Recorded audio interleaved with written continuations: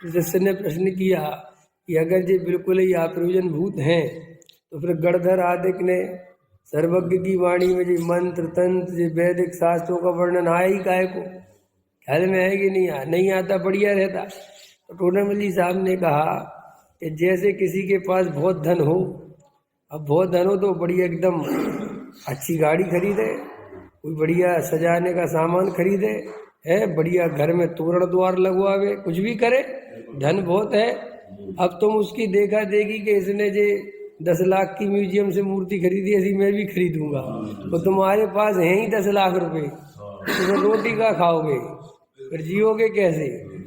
तो जिनके पास बहुत धन हो वे ऐसा करे। तो ऐसा उदाहरण दिया। तो सिद्धांत क्या बताया कि गौतम गणधर आदि तो बहुत ज्ञान के धारी, उनके तो ज्ञान की कोई कमी नहीं, द्वादशांग के पाठी हैं, तो उनको तो कोई फर्क पड़ता नहीं। वे तो वैदिक शास्त्रों का भी बता देंगे, मंत्र तंत्र का ही बता देंगे, उनके ज्ञान की कोई कमी नहीं है और वे आत्मा से बिल्कुल कहीं हटेंगे नहीं। लेकिन तुम्हारे पास ज्ञान कम है, तो तुम ऐसा तर्क दो कि उन्होंने तो बताए तो हम भी पढ़ेंगे। नहीं नहीं, आया है कोई बात नहीं, तुम्हें तंत्र मंत्र में उलझने की जरूरत नहीं है, तुम्हें ज्योतिष में उलझने की जरूरत नहीं है। अब ये कई होते ना अपने विद्वान, मैंने देखा है अच्छे अध्यात्म के उसमें आए लेकिन ज्योतिषाचार्य बन गए, और वे जैसे ही ज्योतिषाचार्य बन गए समाज ने उनका खून पी लिया है। बिल्कुल हम कह रहे हैं 24 घंटे ये मुहूर्त निकालना, पंडित जी ये देखना, ये निकालना, इसकी तिथि निकालना। अब वो ज्ञान तो थोड़ा बहुत करना था, अब वो ज़्यादा ही ज्ञान हो गया और ज़्यादा ही उस ज्ञान से प्रसिद्ध हो गए, तो समाज ने बिल्कुल आत्मा के ही छोड़ दिया सब। हेल में है ना, ऐसे अथवा कोई थोड़ा वेद जी का ज्ञान कर लेता है कि भाई ये खाना इसमें नहीं खाना, अब समय सार सुनाने बैठे लोग कहते छोड़ो अभी तुम समय सार, अभी ये बताओ कि कौन सी दवाई से फायदा होगा। तो इसलिए टोडरमल साहब कहते सावधान हो, इनका ज्ञान थोड़ा बहुत सहजता से हो तो हो, और बहुत चुपचाप किसी को बता दोगे ये कर लेना, उससे हाईलाइट नहीं होना, उससे प्रसिद्ध नहीं होना। प्रसिद्ध तो समय सार के लिए ही होना। देखो डॉक्टर साहब को बहुत ज्ञान था, लेकिन डॉक्टर साहब की प्रसिद्धि समय सार के रूप में हुई।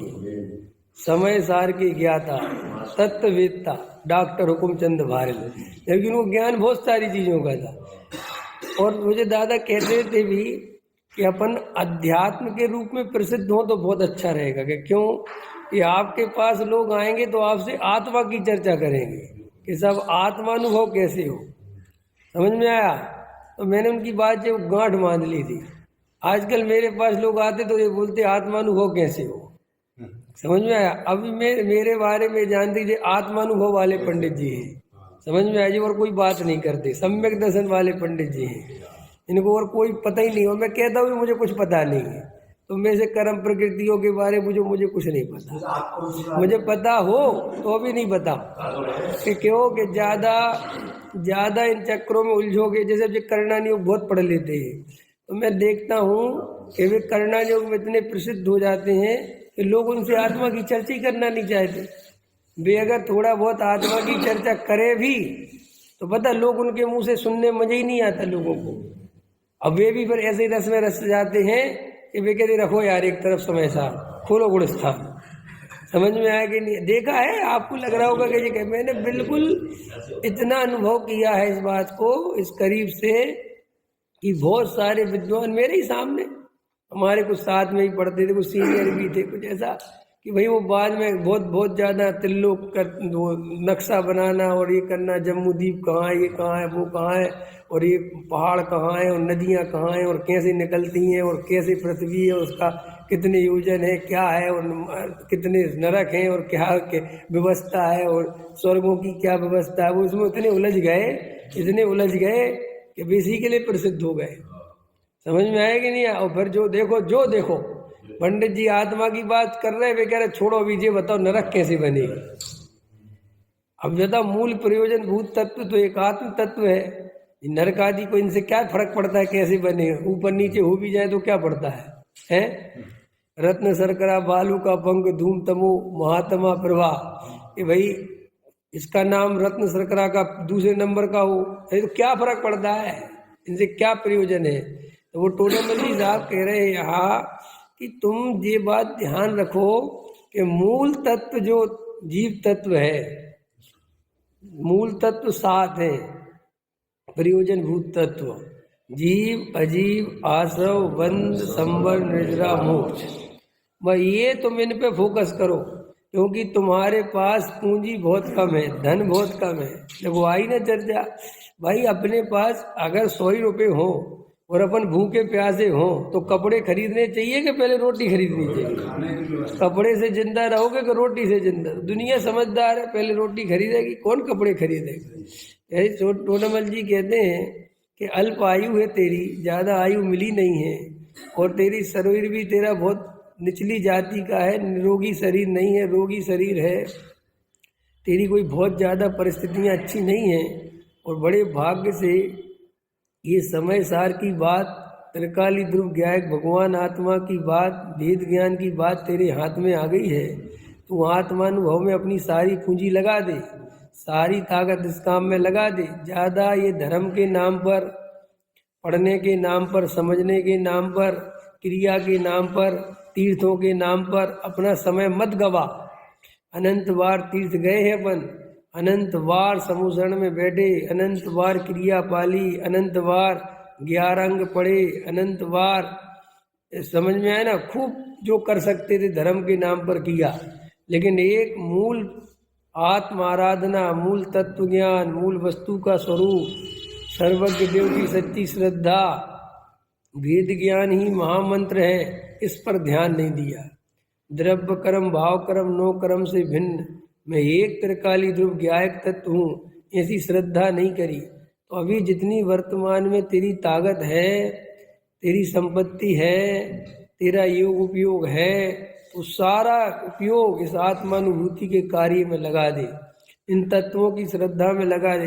अरे दुनिया तेरे बारे में जो कहे कहने दे, लोग कहेंगे तेरे बारे में, वे तो तीर्थों पे नहीं जाते, वे तो बराबर, कुछ नहीं, तू सुनता रहे, लेकिन तू ईमानदारी से अपना तत्व चिंतन कर। कुछ नहीं है।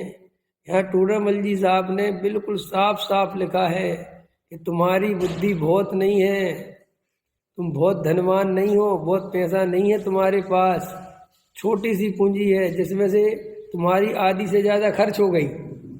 हम मान के चलो अपन 50 वर्ष के हो गए तो अपने पास 50 बचे हैं क्या? है 50 में से 100 में से तो है नहीं, अभी 75 में से 50 गए तो कितना बचा? 1/3 बचा है।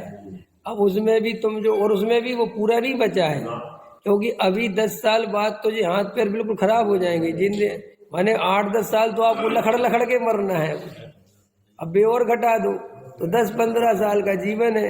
अब 10-15 साल के जीवन में तुम अगर आत्मा की चर्चा में सावधान नहीं होगे, वेद ज्ञान की चर्चा में सावधान, चाहे जहाँ समय गवाओगे, तो इसका मतलब है कि तुम्हें आत्मा की रुचि नहीं हुई।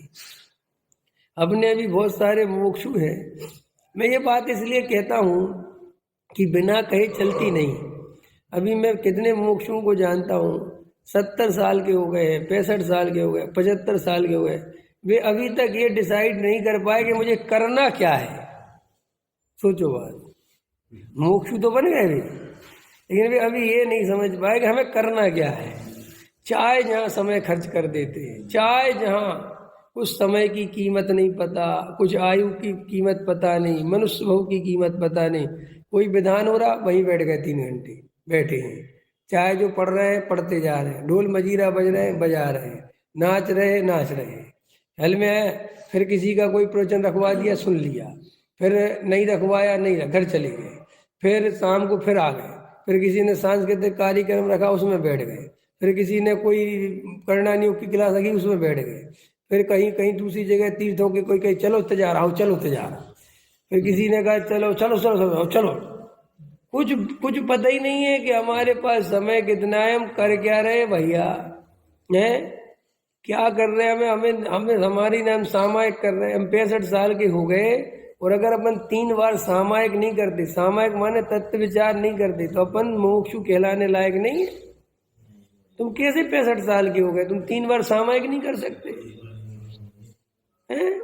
अरविंद जी कह रहे हम एक बार नहीं करते, तो सोचो ना कि अपन को कैसे आत्मकल्याण होगा।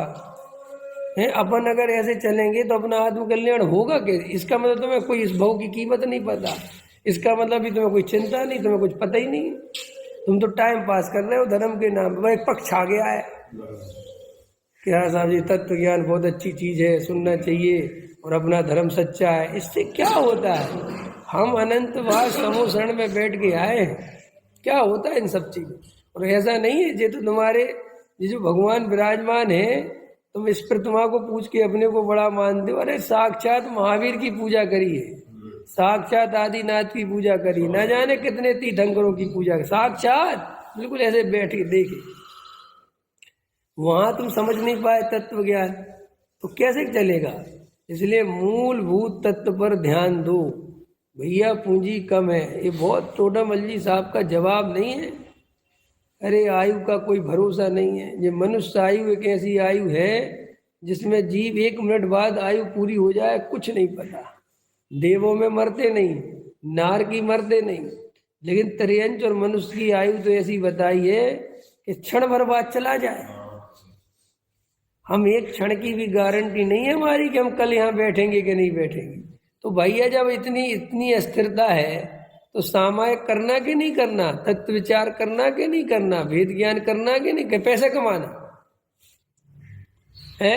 अरे पैसे तो वो कमावे जिसके खाने को रोटी नहीं हो, जिसके बेचारे के पास कुछ नहीं, वो लगे अरे हमने तो खूब कमा लिया, जितना कर्मा आ रहा है अब तो, और हम सामायिक छोड़ दें, हम वेद ज्ञान छोड़ दें, हम तत्व ज्ञान छोड़ दें, ये नहीं चलेगा।